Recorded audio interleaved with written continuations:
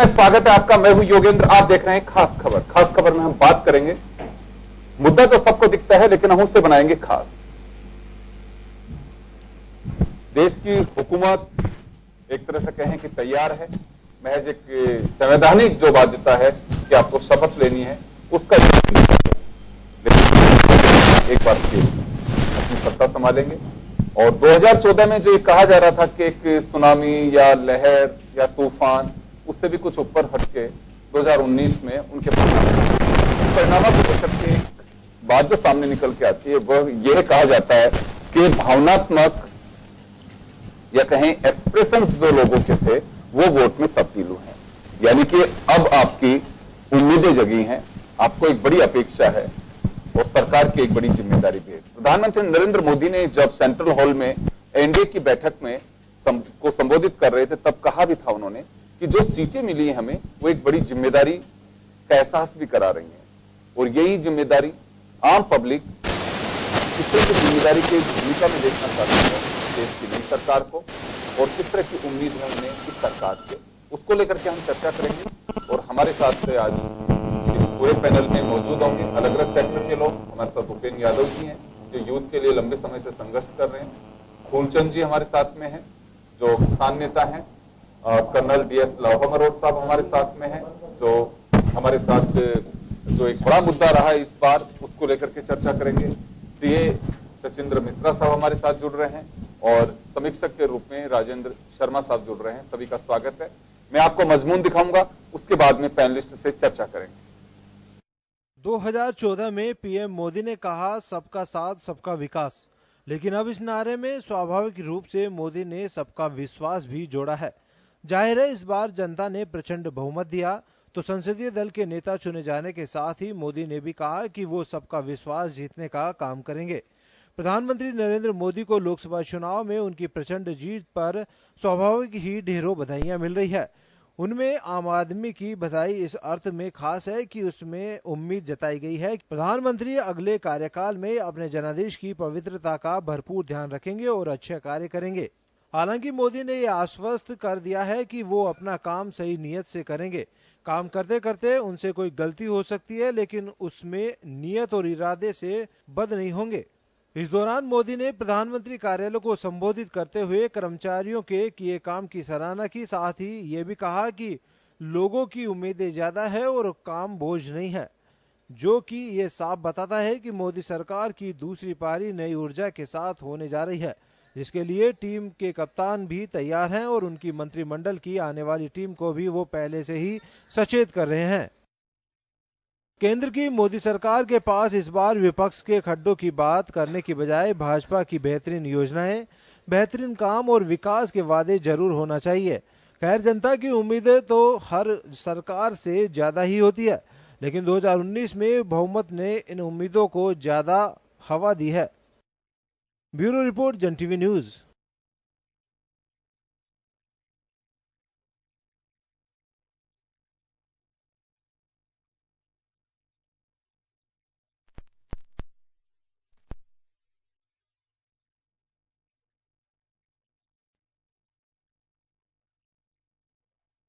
और मजमून में सेंट्रल हॉल में अभी आपने सुना प्रधानमंत्री नरेंद्र मोदी जो कह रहे हैं कि जिम्मेदारियां बड़ी हैं। चलिए हम इसी को लेकर के आगे चर्चा शुरू करते हैं। हमारे साथ इस वक्त फूलचंद जी हैं।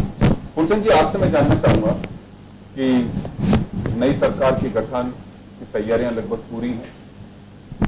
ये वोट जो मिला है सरकार को, माफ करेगा, पार्टी को, बीजेपी को, एनडीए को, ये कुछ लोगों की उम्मीदें बड़ी हैं और सरकार की जिम्मेदारियां भी बड़ी हैं, ऐसा सबका मानना है। तो किसान किस तरह की उम्मीद करते हैं कि 2019 से 24 का जो पीरियड है वो सरकार से किसान यह चाहता है। हालांकि सरकार का ये दावा पहला होगा कि 2022 इसी पीरियड में होगा जो हम आमदनी दुगनी भी करेंगे।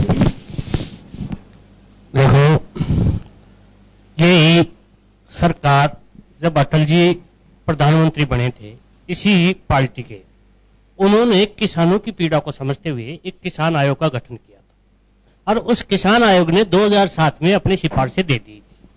उस यूपीए सरकार ने उसको 10 साल लटकाए रखा, फिर आ गई मोदी जी की सरकार। उससे किसान मांग करता रहा। लास्ट में जाके इन्होंने स्वामीनाथन को कुछ 50% रूप से लागू किया, जिसमें हमें फार्मूला C2 से मिलना चाहिए था, वो 1 से लागू करके समर्थन मूल्य को बढ़ाया। इस चीज को किसान समझते हुए और अपनी बात को पूरा करने के लिए उम्मीद करके एक बार मोदी जी को मौका दिया किसान ने, और भरपूर मौका दिया, डाणी से, गांव से, हर जगह से। अब मेरा किसान की मेरी तो ये उम्मीद है कि आने वाले टाइम में 2022 तक डबल जो आप इनकम की बात कर रहे हो, पहले तो मुझे तो ये समझाया जाए व्यवस्था के तहत कि मेरे किसान की एक्चुअल इनकम है क्या सरकारी आंकड़ों में, और उसको डबल करने की बातें कर रहे हैं। जबकि जब आजाद देश हुआ था उस टाइम सबसे ज्यादा जीडीपी में अगर कोई हिस्सा था तो किसान का था, और आज सबसे कम हिस्सा अगर कोई किसान का है तो वो खेती का है। और मेरा किसान दिन प्रतिदिन उसकी आय घटी है, बढ़ी नहीं। हर आजादी के बाद में हर सेक्टर की आय बढ़ी, मेरे किसान की आय नहीं बढ़ी। मैं तो आज अफसोस करता हूं कि जब मेरा किसान इनकम टैक्स दारी होना चाहिए था, उस टाइम के नीति निर्धारण करने वालों ने मेरे किसान को ही मारा, क्योंकि उसको टैक्स में रिपीट दी और उन खेतों को दी। मैं तो ये चाहता था टैक्स देने वाला टैक्स दारी होना चाहिए था किसान। आज तक वो इनकम टैक्स दारी क्यों नहीं हुआ, उस बारे में नई सरकार सोचे वो कैसे इनकम टैक्स दारी हो। उसका बच्चा किसी के आगे पहले जैसे हाथ मेरा किसान नहीं फैलाता था, दाता हुआ करता था, आज वो हाथ फैला के खड़ा है, तो उसका हाथ वापस दाता की तरह हो, यही मैं नई सरकार से उम्मीद करता हूं। चलिए कर्नल साहब आपके पास आना चाहूंगा। यह चुनाव ये भी कहा जाता है कि एक भावनात्मक राष्ट्रवाद का एक बहुत बड़ा एक उदाहरण पेश किया और उसे बुनाने की कोशिश की भाजपा ने, जिसके बदौलत 330 सीट अकेले के खाते में और 350 के आसपास सीट एनडीए के खाते में चली गई।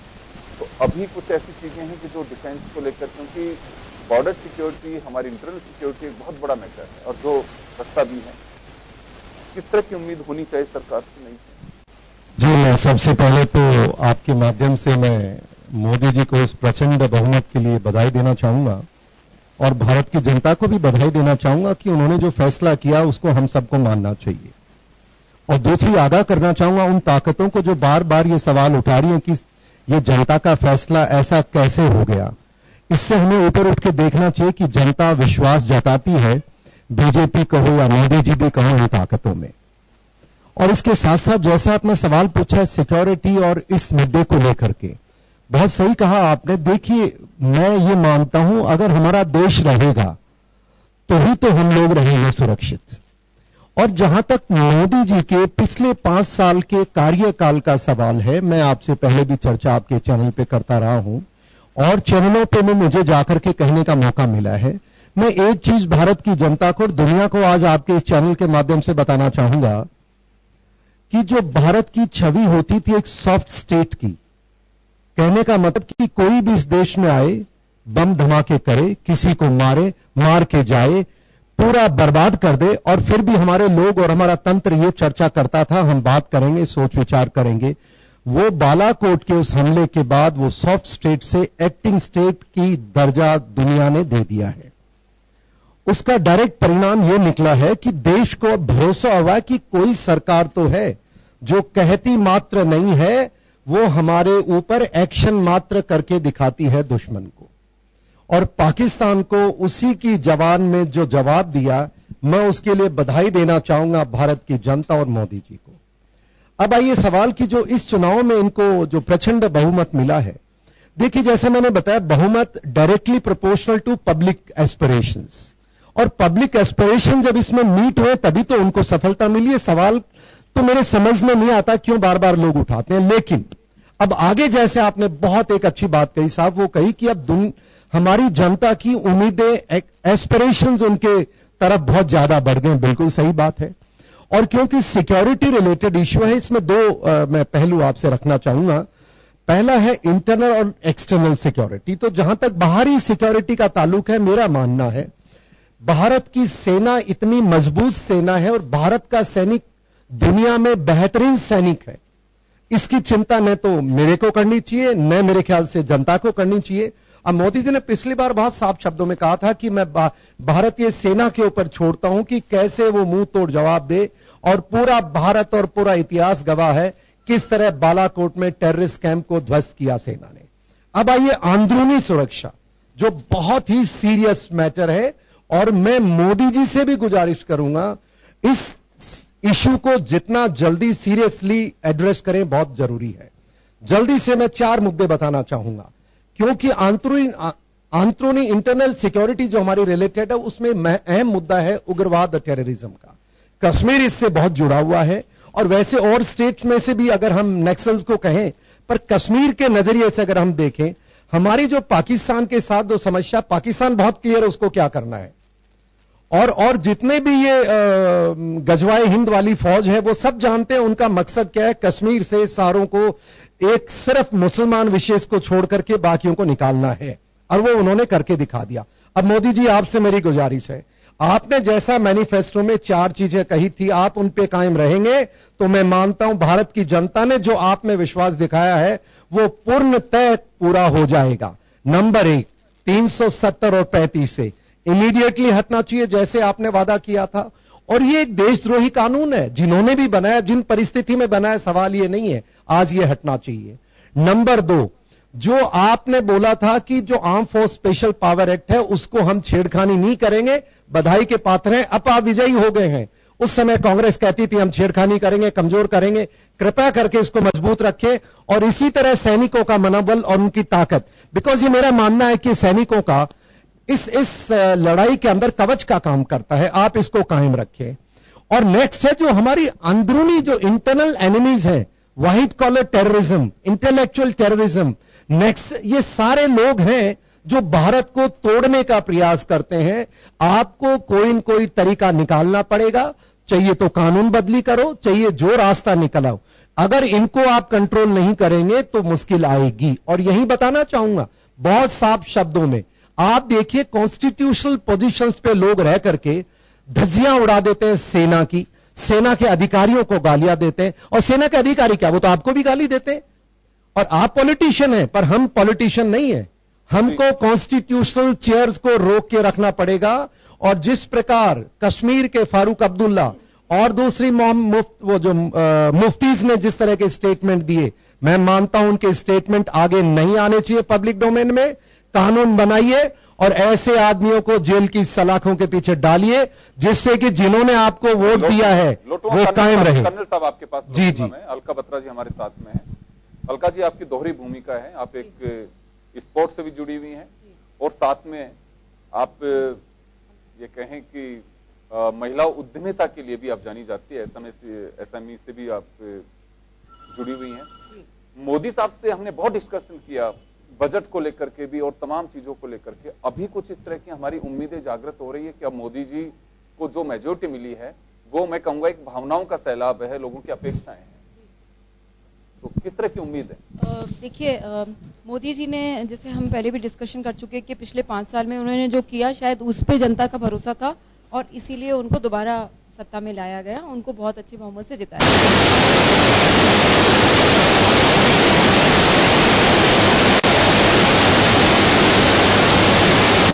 इसी तरह से मैं जो सोचती हूँ, इस बार 2 बड़े मुद्दे उनको एड्रेस करने पड़ेंगे। एक सब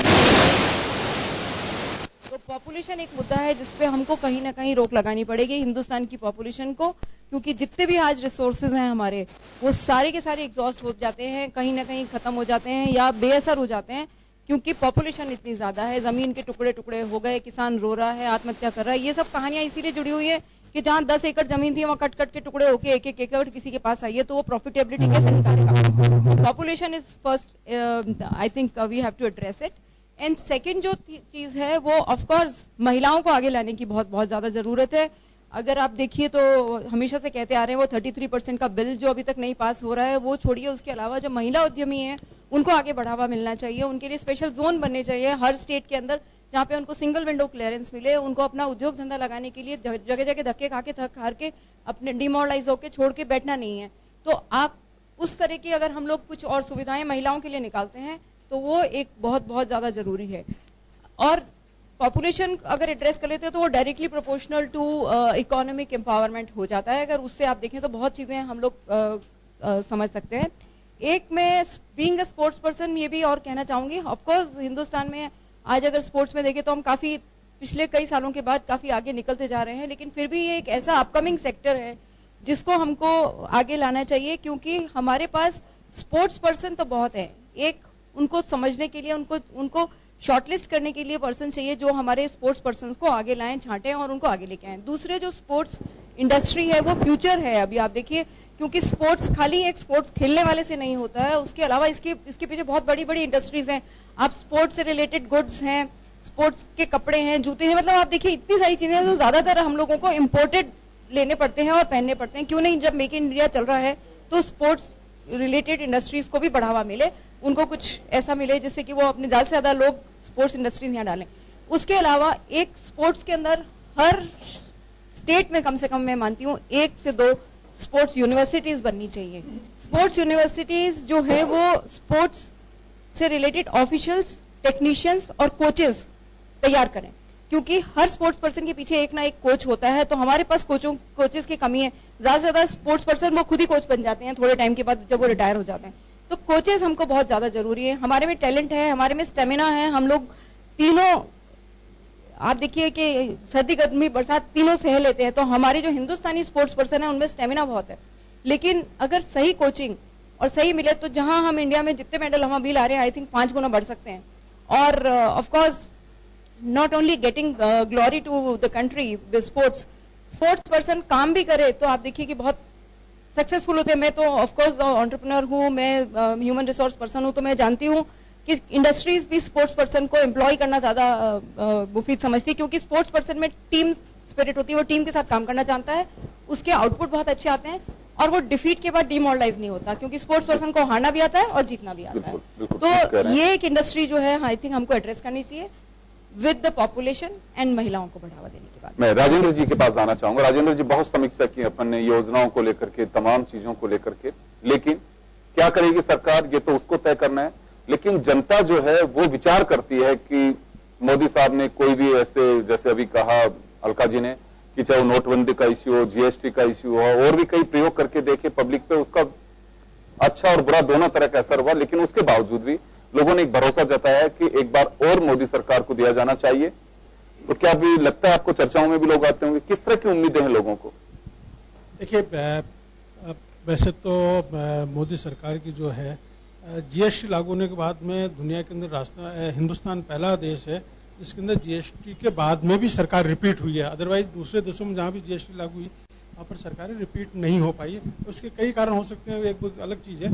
दूसरी चीज है कि चुनावों के पहले आम आदमी, पॉलिटिशियंस की बात नहीं कर रहा हूं मैं, पॉलिटिशियंस ने बिंदु जो मुद्दे उठाए वो मुद्दे पता नहीं कुछ अलग ही तरह के रहे, वो एक अलग चीज है। कि आम आदमी के अंदर 2 चीजों के ऊपर बड़ी चर्चा रही, वो एक नोटबंदी और दूसरा जीएसटी। अब उसके चुनाव परिणाम जो आए हैं वो बिल्कुल साफ है कि जनता ने नोटबंदी और जीएसटी दोनों को स्वीकारा है। नोटबंदी वाले के बाद में तो यूपी में दूसरे 5 प्रदेशों में जो रिजल्ट आया तो उसी से स्पष्ट हो गया था। अब मोटे रूप से देखा जाए तो अब आर्थिक क्षेत्र में सरकार के सामने चुनौतियां बहुत ज्यादा है।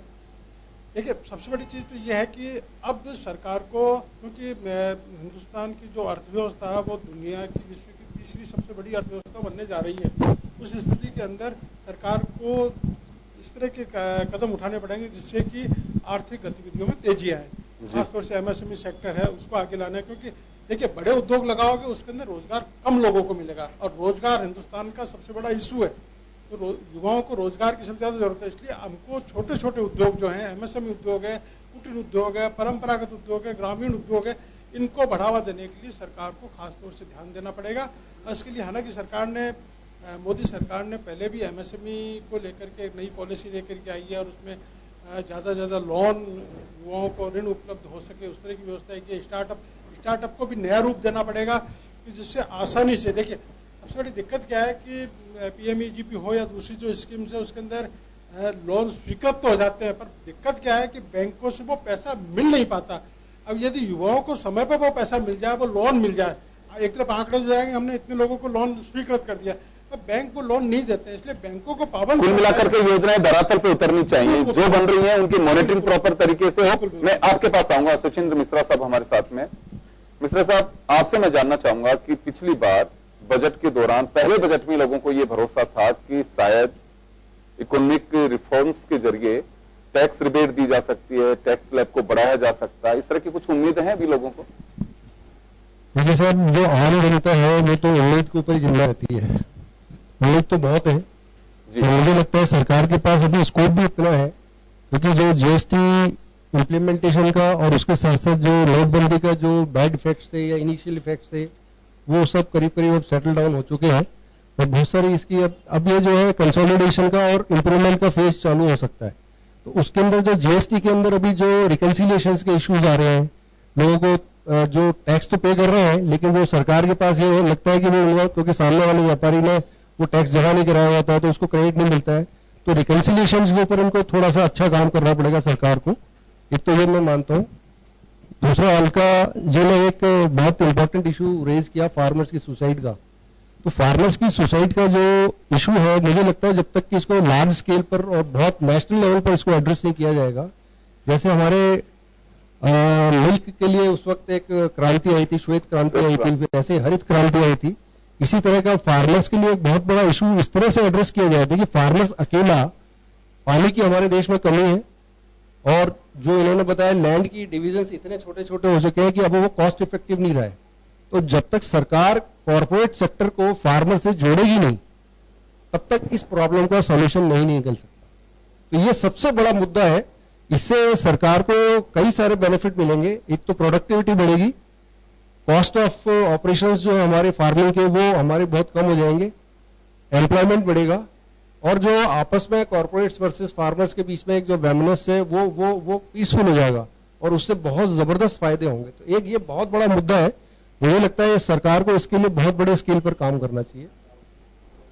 दूसरा, अलका जी ने एक और बात बोली वुमेन रिजर्वेशंस के बारे में। तो मेरा व्यक्तिगत, मेरी बेटी है और वो अभी एजुकेशन करके जॉब में अभी जा रही है, लेकिन मेरा ये मानना है कि रिजर्वेशन से जिस भी सेक्टर को या जिस भी आप जेंडर को आप रिजर्वेशन देते हैं वो और वीक होता चला जाता है।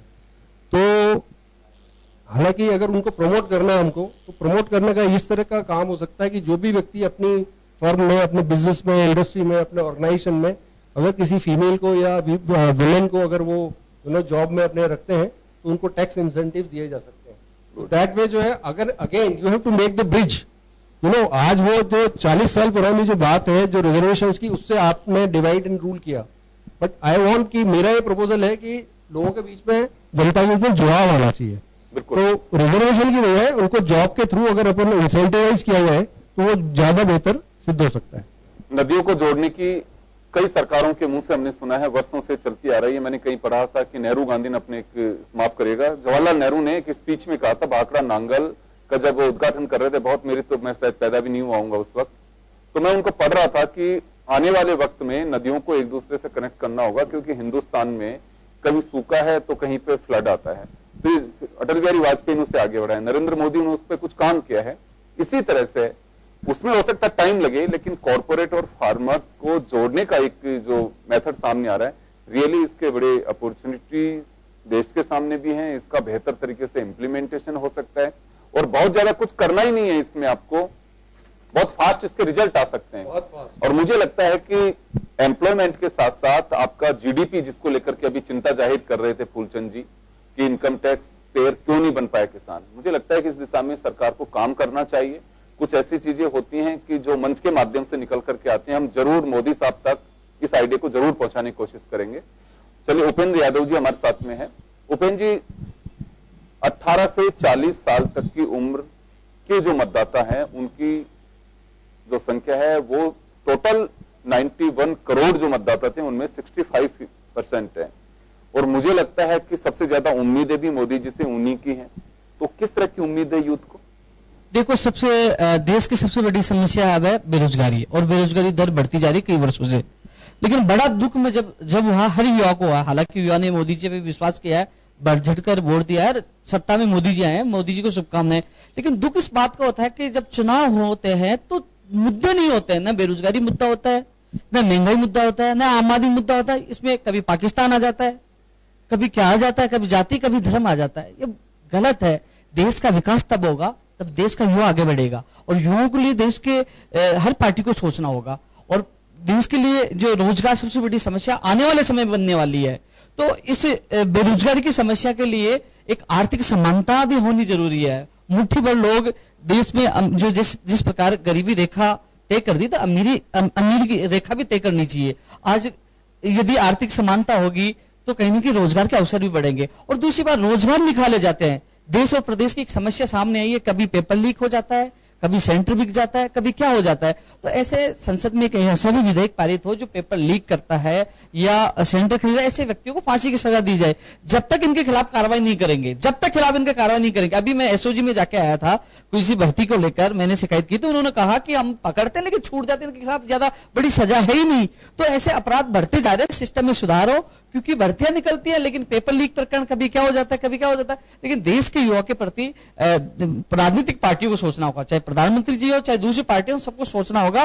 देश का विकास तब होगा जब देश के युवा का विकास होगा। अंदर से भाषणबाजी तो कोई भी कर लेगा। रही बात देश की, जैसे अब लगातार भारत पाकिस्तान वाला मामला चल रहा है, राष्ट्र के प्रति हर युवा समर्पित है। मैं भी देश के लिए जान दे सकता हूं, हर युवा जान दे सकता है। लेकिन जब युवाओं की बात है तो युवाओं के विकास भी करना चाहिए और उनके लिए नीति निर्धारण भी करनी चाहिए। लेकिन इस पूरे कैंपेन में मैंने देखा युवाओं के रोजगार के बारे में विपक्ष ने थोड़ा, राहुल गांधी जी ने जरूर बोला, लेकिन मोदी जी की तरफ से कुछ भी नहीं था। लेकिन फिर भी मोदी जी पर युवाओं ने विश्वास किया, बढ़ चढ़ कर वोट दिया है और अब जिम्मेदारी मोदी जी की बढ़ गई है। क्योंकि जिस प्रकार मैं बताना चाहता हूं कि युवा गलत रास्ते पे भी जा रहे हैं जिस प्रकार, क्योंकि यदि रोजगार नहीं मिलेगा तो युवा बेरोजगार गलत रास्ते पे है। क्योंकि किसान है, पानी खत्म हो चुका है। क्योंकि पहले किसान था तो युवा उस खेती में काम करते थे, लेकिन पानी खत्म होने से उनका भी रोजगार, अब घर का काम भी बंद हो रहा था, ऐसे में वो रोजगार नहीं मिल पा रहा, दोनों को नुकसान होता जा रहा है। तो युवाओं के लिए देश को सोचना पड़ेगा, राजनीतिक पार्टियों को सोचना पड़ेगा कि हाँ, देश की समस्या आने वाले समय में सबसे बड़ी समस्या बेरोजगारी होगी। बिल्कुल, इसमें कोई संदेह नहीं। बहुत अच्छे विचार निकल करके आ रहे हैं, इस ओर ध्यान देने की भी आवश्यकता है। यहां एक छोटे से ब्रेक के लिए रुकेंगे, ब्रेक के बाद लौटते हैं। और मनोरंजन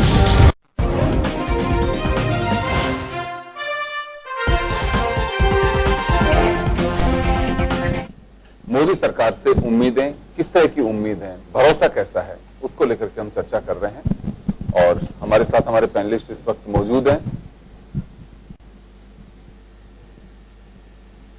चलिए मैं आगे बढ़ाते हैं। मैं एक बार फिर मिश्रा साहब आपके पास ही आना चाहूंगा। मैं आप एक मिनट, टैक्स का जो लेकर के चर्चा थी, बहुत सारे लोगों को उम्मीद थी कि पिछली बार जो बजट था उसमें मिडिल क्लास उसको छोड़ दिया गया था, या एमएसएमई की बात करें उनको एक भगवान के भरोसे छोड़ दिया गया था। जेटली साहब ने बहुत कुछ किया नहीं।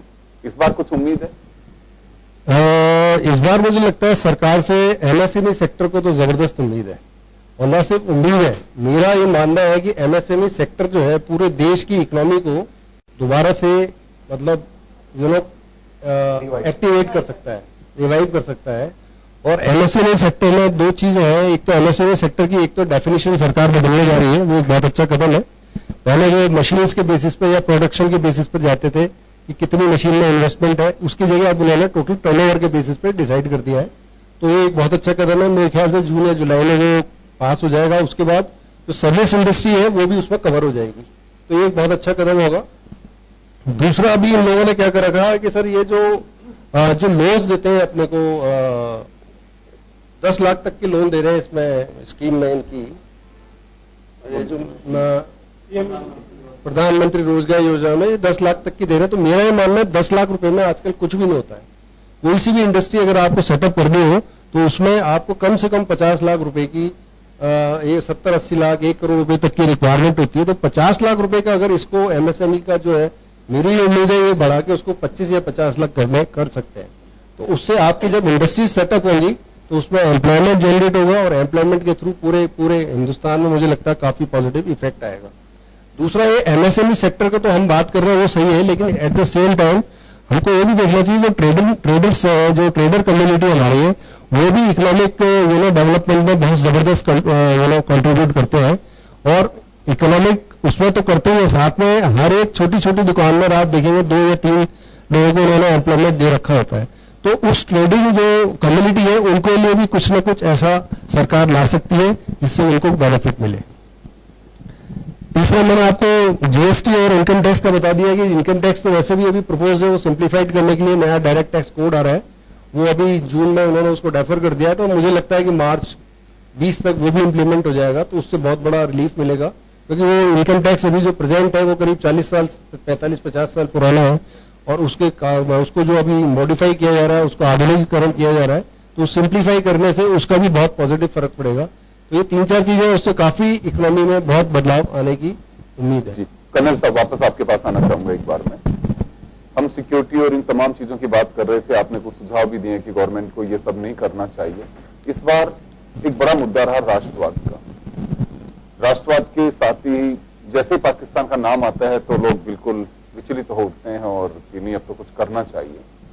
यहां कुछ ऐसे इश्यूज हैं जो इलेक्शन के दरमियान आए हों, लोगों की नजर में हों कि हाँ बिल्कुल डिफेंस के लेवल पे ये काम होना चाहिए। जी, आपने जो मुद्दा बताया बिल्कुल सही है। इसमें एक दो चीजें बिना मैं ज्यादा समय गवाए। पहली बात तो देखो, हमारा जो मेन आज के दिन तंग करने वाला दुश्मन है वो पाकिस्तान है, और मेरा मोदी जी अच्छी तरह समझते हैं, ये मानना है कि उसके साथ बात कोई प्रकार का तब तक नहीं किया जाए जब तक कि वो टेररिज्म में सपोर्ट करना बंद ना करे, नंबर 1। नंबर 2, भारत के अंदर जो हमारे देश के दुश्मन होने के परिणाम देते हैं, जो प्रूफ देते हैं उनकी हरकतों से, उनको कंट्रोल करना चाहिए। नंबर 3, यहां पर भारत देश के अंदर एक बहुत मोटी इंटरनल सिक्योरिटी की प्रॉब्लम है। रोहिंग्या मुसलमान जो बर्मा के इलाके से हिंदुस्तान में आके बस गए हैं, और उनकी यह हालत है साहब, आज के दिन 80,000 के आसपास कश्मीर के अंदर उनके पास राशन कार्ड तक इश्यू कर दिए गए हैं। और दुर्भाग्य देखिए 35A और 370 के कारण वहां पर पाकिस्तान से 1944 में आए हुए करीब 5,500 परिवार थे, जो आज के दिन 5 लाख जनसंख्या है, उनको आज तक कश्मीर की नागरिकता नहीं दी गई है, जो दी जानी चाहिए। यहीं पर मुद्दा मैं मोदी जी आपसे गुहार करना चाहूंगा कि देखिए 1990 के अंदर 19 जनवरी 1990 एक ऐसा काला दिन था हिंदुस्तान के इतिहास में जब 5.5 लाख हिंदुओं को कश्मीर से खदेड़ करके निकाल दिया गया। वो आज हिंदुस्तान में अपने देश में दर दर की ठोकरें खा रहे हैं। मेरी आपसे गुजारिश है, इस बार आपको उनको रिहेबिलिटेट करना है।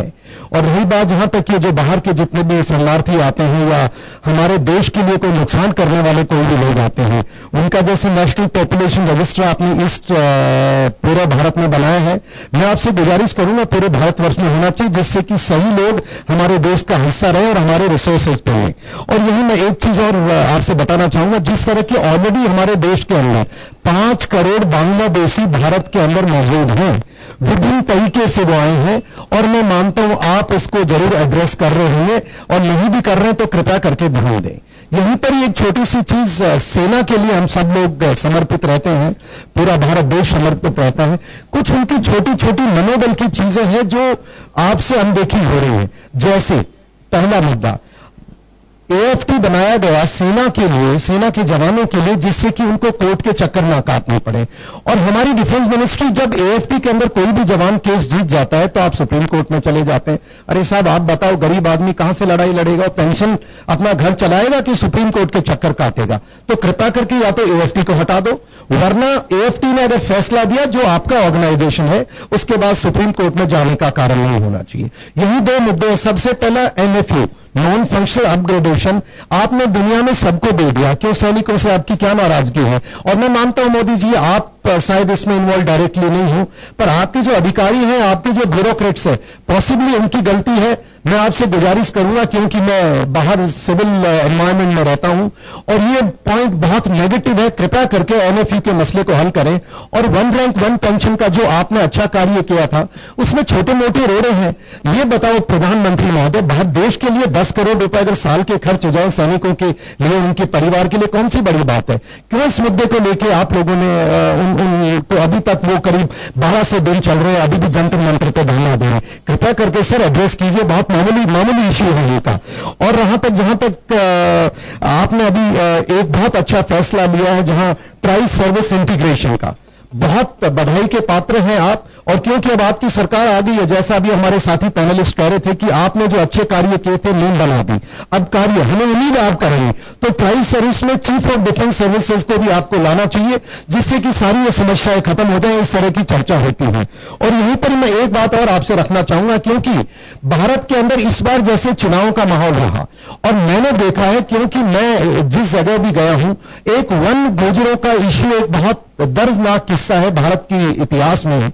आज भी आप देखिए, कश्मीर, हिमाचल प्रदेश, उत्तराखंड, उत्तर प्रदेश, राजस्थान, यहां पर ये जो वनों में रहने वाले गुर्जर थे, इनके करीब आपने 2006 में एक अधिनियम लाए हैं निकाल करके, जिसके तहत इनको आपने वो बचाव दिया। पर आपके अधिकारी इतने क्रूर हैं, पॉलिटिशियंस इतने क्रूर हैं, इन लोगों को इनके घरों से रात को गाड़ियों में डाल के नदी के किनारे लाके आप छोड़ देते हैं। अरे साहब ये बताओ, ये लोग वहां वर्षों से रह रहे हैं, 400 साल 500 साल, और आज आप एक अधिनियम बना करके उनको उनके राइट नहीं देते। कहां जाएगा वो आदमी? उनको घर बनाने की इजाजत नहीं है। मैं कहना नहीं चाह रहा, वैसे आपका विजय का समय है, पर आप बताइए, आपने पिछली बार आदेश दिया था कि हर घर में टॉयलेट होगा, पर आप बताइए वनों में रहने वाले गुजरों को टॉयलेट बनाने की इजाजत नहीं है, उनके पास आधार कार्ड नहीं है, उनको वोट देने का अधिकार नहीं है, वो घर नहीं बना सकते। क्यों साहब? वो इस देश के नागरिक नहीं है। कृपा करके वन गुजरों को 2006 अधिनियम के तहत आप उनकी मदद करें, सेटल करें। और यही एक मामला रिजर्वेशन का भी हमारे एक साथी ने उठाया था। थोड़ा शॉर्ट। जी, मैं रिजर्वेशन पे इतना ही कहना चाहूंगा साहब कि आज देखिए आप भारतवर्ष में इस रिजर्वेशन नाम ने आपस में दुश्मनी पैदा कर दी है, जहां तक मैं मानता हूं। ओपनली कोई नहीं आता है, बट पीछे बैठ के इसने हमने बंटवारा कर दिया है। कृपया करें इस बीमारी को खत्म करें आप, और कोई तरीका ढूंढे जहां सौहार्द बने, जहां पर ये जातिवाद विशेष ये ना आए। ऐसा कुछ कार्य आप करेंगे, ऐसी हम कामना करते हैं। और इसके साथ आपको एक बार और मेरी तरफ से बधाई, और उम्मीद करता हूं आप सब अच्छे करेंगे। आपके पास मैं लौटना चाहूंगा, समय हमारे पास में कम है। किसानों की बात की जा रही है, क्या वास्तव में उम्मीद नई सरकार से ही की जाएगी कि हमारी कर्ज माफी हो, या हमें सब्सिडी के जरिए कुछ पैसा भेजा जाए? किसान निधि सम्मान की बात की जा रही है कि 6,000 रुपए पर ईयर आपको मिलेंगे। इन चीजों के भरोसे किसान रहे, क्या कुछ वास्तव में ऐसा रचनात्मक काम किया जाए ताकि किसान भी याद रखे, उनको किसी के आगे अन्नदाता है वो याचक मत बनाइए उससे? ऐसी कुछ उम्मीद है? मैं इस मामले में किसानों से चर्चा करता हूं तो किसानों की जो स्कीमें चली हुई है, जैसे green house, drip system, pack house, और ये गोदामों की जो सब्सिडी स्कीमें होती है वो फार्म लगा भी देते हैं, पर जब उनकी सैंक्शन आ जाती है वो आके रुक जाती है उनकी तरफ से इस राशि लगाने पे, और उसका लाभ जो पूंजी वाला है वो ही उठाता है, मेरे किसान को वो नहीं मिलता। तो सब्सिडी के नाम पे किसान पे जो पैसा लुटता है वो एक्चुअल किसान के पास नहीं जाता। मैं ये चाहता हूं उसको रोका जाना, मैं ये चाहता हूं उसे मार्जिन मनी को लगाने वाला उसका एक पार्टनर होना चाहिए। जैसे मेरे भाई ने अभी कहा, कॉर्पोरेट सेक्टर को उनके साथ मिला दिया जाए। अगर उसको उसका पार्टनर मिलता है और उसको आर्थिक रूप से सपोर्ट करने वाला पार्टनर उसका पार्टनर होता है, उसकी जमीन का मालिक भी वो हो जाएगा, और उसको उस तरीके से इनकम टैक्स दारी बढ़ने का अधिकारी भी वो हो जाएगा। और मेरे खेत को उस नरेगा से जोड़ दो, जो रोज आप उस पैसे को इस मिट्टी को इधर से इधर कर रहे हो, अगर उस खेत को उस किसान से उस नरेगा को जोड़ दोगे, उसका खर्चा कम होगा, आपको उत्पादन ज्यादा देगा। कॉर्पोरेट सेक्टर को आप भूमि अधिग्रहण करके उनको जमीन मत दो, मेरे किसान को उसका पार्टनर बना दो, जिससे मेरा किसान आगे बढ़ने में और देश को जीडीपी बढ़ाने में वो सहयोग हो जाए, और उसको संगत का, क्योंकि एक बहुत बड़ी बात है, संगत का असर होता है। मेरे किसान को अभी तक मैनेजमेंट का इतना अनुभव नहीं है कि पैसा कैसे जोड़ा जाए, उसका अनुभव जब उसको मिल जाएगा, क्योंकि वो उसके पास बैठ जाएगा, जैसे मेरे साथी सीए ने बताया। तो मैं तो इस मेरी सरकार से ये विश्वास करता हूं कि मेरे किसान को कॉर्पोरेटर के साथ बैठने के बराबर जाजिम बिछा दे, मेरा किसान सहज से उसके साथ बैठेगा, ईमानदारी से उसका करार होना चाहिए। मैं यही उम्मीद करता हूं आने वाले 5 साल में सरकार से। बहुत बढ़िया, बहुत अच्छी बात है। ये बात कई बार उठी है कि नरेगा को किसान के साथ में जोड़ा जाना चाहिए। जब उसकी क्रॉप कटिंग का वक्त होता है, किसान नरेगा में है, मजदूर नहीं मिलते हैं, वास्तव में काम करना है, अगर वो किसान पे कर रहा है तो उसको थोड़े दिन के लिए उस काम से जोड़ देना चाहिए। मुझे लगता है इससे बेहतर परिणाम भी होंगे। किसान की जो एक आनंद फानन में जो फसल कटने का एक पर्टिकुलर टाइम होता है कि 5 दिन में नहीं काटेंगे तो सब इंद्रदेव की अगर मेहरबानी ओले गिर सकते हैं, वो एक ऐसा टाइम होता है कि किसान की जान को बड़ी आफत होती है। और ये कहा जाता है गांव में कि मुंह में आया ग्रास को छीन लेता है, वही स्थिति उस वक्त किसान के साथ होती है। तो क्रॉप कटिंग के वक्त अगर नरेगा से जोड़ दिया जाए इसे, तो वास्तव में बहुत अच्छा रहेगा। राजेंद्र जी, एक बार फिर मैं आपके पास में आना चाहूंगा। कुछ ऐसी समीक्षकों की एक रिपोर्ट रही पहले कि रूरल बेल्ट को डेवलपमेंट के साथ में, ये बात तो सही है कि स्मार्ट सिटी, लेकिन स्मार्ट विलेज का कॉन्सेप्ट भी एक आया था, क्योंकि जो पॉपुलेशन एक बहुत बड़ा इश्यू है, ये बात ठीक है, लेकिन पलायन जब ही करता है व्यक्ति जब वहां पे संसाधनों का अभाव हो, आपके पास में अच्छी स्कूल्स नहीं हो, हॉस्पिटल फैसिलिटी नहीं हो, आप, क्योंकि हर व्यक्ति चाहता है कि मेरा बच्चा कॉन्वेंट स्कूल में पढ़े, एक अच्छी उससे एनवायरनमेंट मिलना चाहिए, क्या वास्तव में स्मार्ट विलेज का कॉन्सेप्ट के साथ में काम करना चाहिए सरकार को? हालांकि कहा यह जाता है राजनीतिक दलों की ओर से कि जो आप सोच रहे हो वही तो काम हो रहा है, लेकिन गांव में दिख नहीं रहा अभी भी।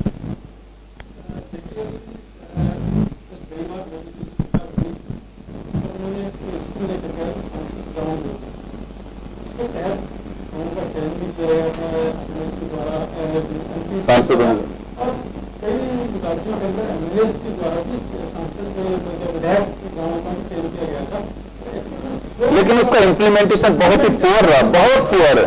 तो ये मार्केट में चलना चाहिए क्योंकि अपने तो समग्र विकास वाली बात की जाएगी, उस स्थिति में जब तक आप गाँव का विकास नहीं करोगे और जो शहरों की तरफ जो पलायन हो रहा है उसको नहीं रोकोगे, तब तक पूरा समग्र विकास नहीं हो सकता, तब तक विकास नहीं हो सकता। इस दृष्टि को देखते हुए मेरा ये मानना है कि इस बार सरकार को, खासतौर से मोदी सरकार को, जो सांसद ग्राम योजना है, चाहे वो उपनाम से रहे, चाहे किसी और दूसरे तरीके के सामने आए,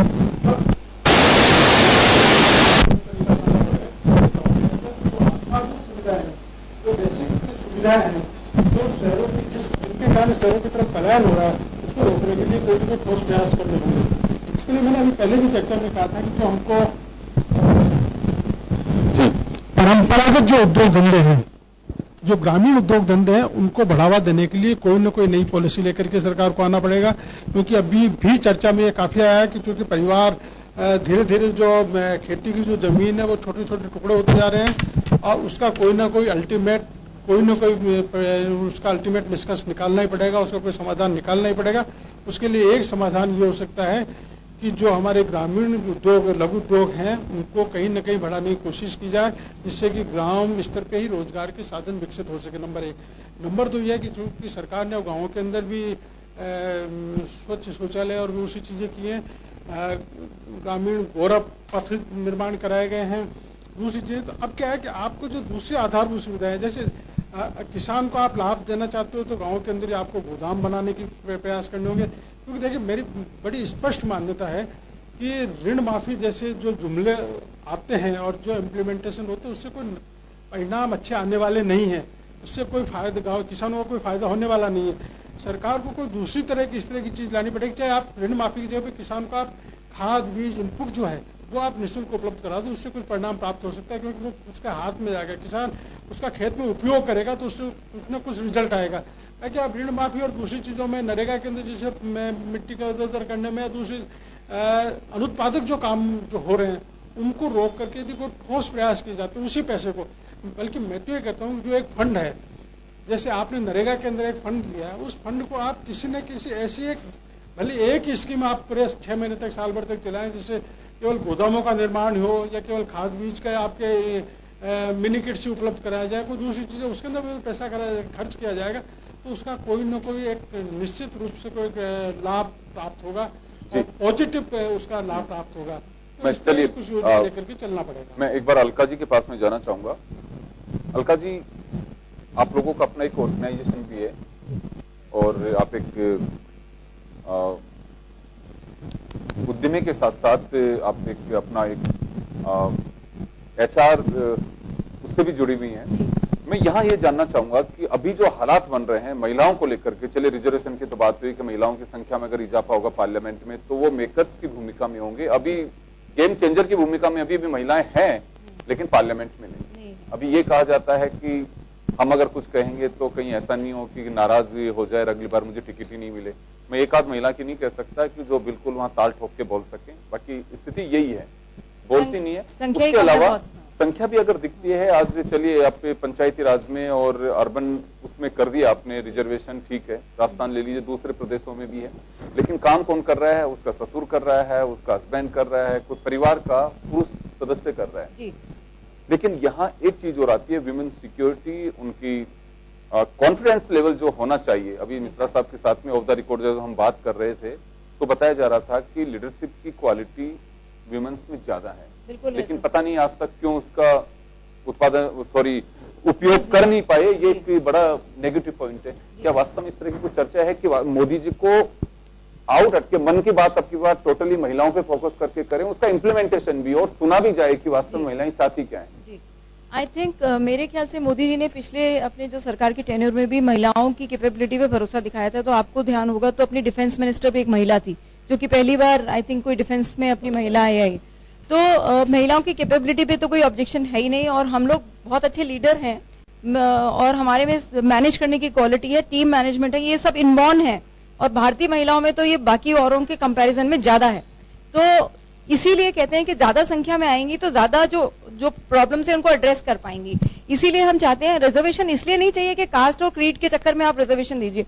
महिलाओं की संख्या क्योंकि पुरुष आने नहीं दे रहे हैं, इसलिए हम चाहते हैं कि जो 33%, जबकि हमारी परसेंटेज 49 है इंडिया में, 49 के बदले में अगर 33% तो आप अगर सीट्स रिजर्व करें तो शायद उस रिजर्वेशन के चक्कर में महिलाओं को आगे आने का मौका मिले। ये मेरा इंटेंशन था, जो आपने उसको गलत लिया। अदरवाइज रिजर्वेशन के पक्ष में हम नहीं है, और हिंदुस्तान में महिलाओं को की कैपेबिलिटी को भरोसा किया नहीं जाता है, और शायद इसीलिए जहां मौका मिला हमने करके दिखाया है। तो अगर इस बार मोदी जी ये बात मानते हैं और जो भी अभी गिनी चुनी महिलाएं पार्लियामेंट में पहुंची हैं और उनको मौका देंगे तो आई थिंक बहुत बढ़िया रिजल्ट आएंगे और आने चाहिए। और वुमेन सिक्योरिटी भी इसी तरह से एड्रेस होगी, क्योंकि वुमेन सिक्योरिटी के अंदर देखिए हमको शुरू से चलना पड़ेगा। मैं तो दो चीजें, not only women security, corruption एक, ये भी एक हमको एड्रेस करने की जरूरत है। पिछली बार आपने देखा होगा 2014 में जैसे ही मोदी जी की गवर्नमेंट आई, स्टार्टिंग के 6 महीने 1 साल लोग डरे हुए थे, करप्शन से बहुत डरे हुए थे, क्योंकि लोगों को लग रहा था मोदी जी पता नहीं क्या कर डालेंगे। और 1 साल के बाद वो धीरे धीरे डर हट गया और वापस लोग अपने वही करप्शन के डरे के ऊपर आ गए। अगर इस बार उसको और अच्छे तरीके से देखा जाए तो मुझे लगता है कि उनको एड्रेस करना चाहिए इस चीज को, और करप्शन को फिर से पकड़ना चाहिए, ताकि ये जो सिस्टम, जो हमने पॉलिसीज बनाई हैं, उनको इंप्लीमेंट करने में सिस्टम में कहीं खो के नहीं रह जाएं, और जो हम डिस्कस कर रहे हैं ये चीजें नहीं रहे। और वुमेन सिक्योरिटी के ऊपर जो रूल है, हमेशा से हम डिमांड करते आए हैं कि अगर कोई भी केस पकड़ में आता है तो उसको सजा इमीडिएट फास्ट ट्रैक से होनी चाहिए। क्योंकि अगर हम ढीला छोड़ देते हैं, या किसी का भाई भतीजा मिनिस्टर का बच्चा ये वो, और वो इधर उधर निकल जाते हैं और बच जाते हैं और सालों तक केस चलते रहते हैं, तो फास्ट ट्रैक मतलब विद इन 7 डेज उसका डिसीजन हो जाना चाहिए। फांसी लगानी फांसी लगाओ, बाहर निकाला हाथ पैर काटने, जो करना करो। लेकिन ऐसा बहुत जरूरी है, तभी ये सेफ्टी का इश्यू हमारा एड्रेस होगा। क्योंकि हम लोग काम करने के लिए बाहर निकलेंगे, काम भी करेंगे, बात भी करेंगे, लोग जेलस भी होंगे, हमसे डरेंगे भी, और वो इसलिए भी वुमेन से सेफ्टी का इशू है। कई बार तो ये जेलेसी के चक्कर में या इनसिक्योरिटी के चक्कर में मेल जो है अपनी महिला को अपनी ईगो के चक्कर में दबाना चाहते हैं, और शायद वो इसलिए वो ये करते हैं।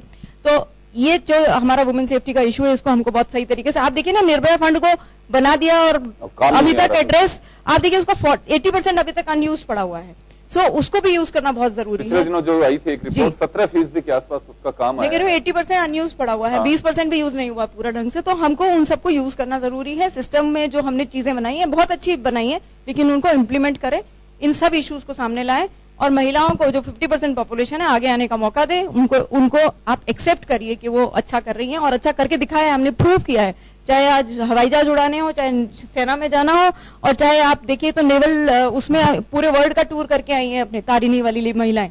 तो हमने कहा नहीं दिखाया है, हमको मौका मिलना चाहिए। बिल्कुल बिल्कुल, इसमें कोई डाउट नहीं है। चलिए उपेंद्र जी, आपके पास आना चाहूंगा मैं। एक बात जानना चाहता हूं कि क्या आज का यूथ सिर्फ इस भरोसे है कि गवर्नमेंट जॉब्स निकलेंगी तभी हमें नौकरी मिलेगी? डेफिनेशन बदल गई है अब सरकार की नजर में, और अब हर आदमी भी देखता है। वास्तव में कोई जरूरी भी नहीं है कि केवल सरकारी नौकरियों के भरोसे आज रहा जाए, लेकिन बात अपॉर्चुनिटी की है यहाँ पे।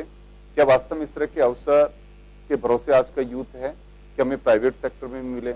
तो मिले तो सरकारी नौकरियों के पीछे क्या दौड़ रहे हैं, या अवसर नहीं मिल पा रहे? वजह क्या है अभी भी? देखो, सबसे बड़ी बात है कि एक तो सम्मान काम सम्मान वेतन होना चाहिए। जैसे स्कूलों में जाते हैं, बीएड एसटीसी एमए कर रखे हैं, तो 2-2 4-4 5-5 हजार रुपए शोषण हो रहा है। दूसरी बात, आर्थिक की मंदी है, आर्थिक कमजोरी है हमारे देश की। तो मैं मोदी जी से निवेदन करना चाहता, आपने नोटबंदी की, देश परेशान हुआ, लेकिन एक निर्णय आप और ले लीजिए। मैं बचपन से देख रहा हूँ, मस्जिद, मंदिर, गुरुद्वारे, इनमें जो जितने भी है आज तक के जो चीज है, आप ले लीजिए, अरबों रुपए रोज की आमदनी आ रही है। ट्रस्ट को यूज करें, उनको देश हित में लीजिए। यदि कोई सेवा कर रहा है तो कह दीजिए आपके परिवार के लालन पोषण के लिए 20,000 30,000 जो भी खर्चा होगा वो फिक्स कर दिया जाए, और जो पैसे देश के हित में ले तो देश भी मजबूत होगा, और रोजगार के उन पैसों को किसान और युवा बेरोजगारों के रोजगार के लिए खर्चा किया जा सकता है। दूसरी बात, सम्मान काम सम्मान वेतन। आज शोषण हो रहा है, सरकारी जॉब एक समाज में इज्जत भी मिलती है। जैसे विपक्ष पार्टी ने भी कहा कि 24 लाख अभी पद खाली है, तो मुझे आशा है मोदी जी से 24 लाख उन पदों को भरे और जो प्राइवेट सेक्टर में भी रोजगार के अवसर उत्पन्न करे। रोजगार, क्योंकि रोजगार नहीं अवसर उत्पन्न होंगे तो कहीं ना कहीं ये बेरोजगारी सबसे बड़ी समस्या बनने वाली है। युवाओं को बड़ा मोदी जी से उम्मीद है, विश्वास है कि मोदी जी जो बेरोजगारी दर पिछले कई वर्षों से लगातार बढ़ी है उसमें गिरावट आएगी और कहीं ना कहीं मोदी जी इसमें कोई ना कोई रास्ता निकालेंगे, चाहे 24 लाख जो खाली पद पड़े हैं उनको भरने का भी और प्राइवेट सेक्टर में भी। ये हमें भी विश्वास है और देश के हर युवा को विश्वास है। बढ़ चढ़कर उन्होंने मोदी जी को वोट दिया है, सत्ता में लाए हैं और अब 5 साल उनकी मोदी जी की परीक्षा है, क्योंकि एक दिन हमारी परीक्षा थी जब वोटिंग थी कि मोदी जी को उन्होंने वोट किया, जिताया। अब 5 साल मोदी जी की परीक्षा है। देश की जनता को बड़ी निगाह आसानी से देखेगी कि मोदी जी देश को राहत प्रदान करेंगे। जी, लेकिन प्राइवेट सेक्टर की हम बात कर रहे थे। प्राइवेट सेक्टर में कुछ चर्चाएं होती हैं कि वहां किस तरह की विसंगति है जिसे दूर किया जाना चाहिए, क्योंकि ये बात सही है कि कोई आईटी सेक्टर में है, कोई दूसरी जगह पे है, वहां पे पैसे मिलते हैं।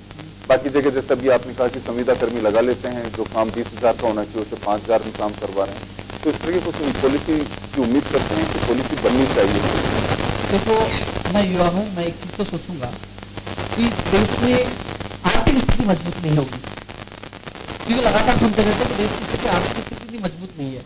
जो मैंने मंदिरों की बात इसलिए तो की है, आर्थिक समानता की बात इसलिए की है कि कुछ लोग, मुट्ठी भर लोग देश पे राज कर रहे हैं जिनके पास अरबों रुपए है, हजारों लाखों करोड़ रुपए है, तो वो देश के लिए घुटने काटा नहीं चाहिए।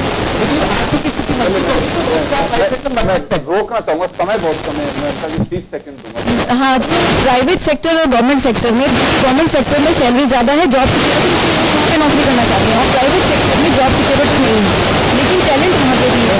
तो अगर कोई ऐसी पॉलिसी जिससे उनके ऊपर भी सिक्योरिटी, जॉब सिक्योरिटी की अगर हमको गारंटी मिले तो लोग ऑफकोर्स उनका रुझान गवर्नमेंट सेक्टर से प्राइवेट सेक्टर की तरफ आएगा और फिर हम एक्सपेक्ट कर सकते हैं कि प्राइवेट सेक्टर में भी लोग नौकरियां करना चाहेंगे।